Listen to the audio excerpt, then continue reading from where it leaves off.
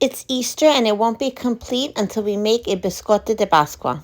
I always start off by using my mom's huge basin because for some reason they just taste better when the dough is mixed in here.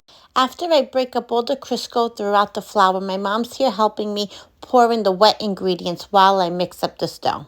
Get your dough incorporated well and then you're going to let it rest.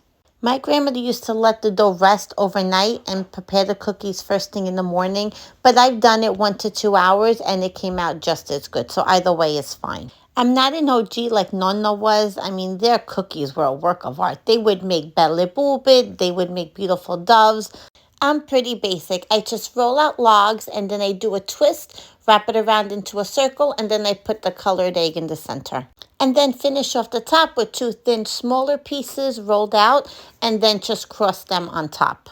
If you're not planning to do an icing on top, you could just finish off your cookies with the basic egg wash, brush the tops of it before you bake it in the oven, and when they come out, it gives it like another golden look to it, and it's just as nice too. Other than forming your cookie dough with the egg in the center, just do a basic twist and bake them as is. Those are really good too. Here, I'm rolling them into balls, which is kind of like munchkin size.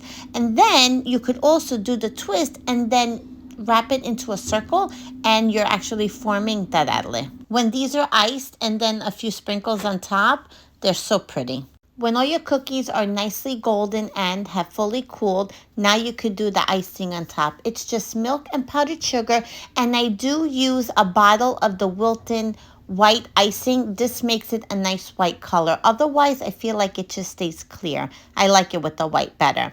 Just top it off with a few sprinkles, and look how pretty they look.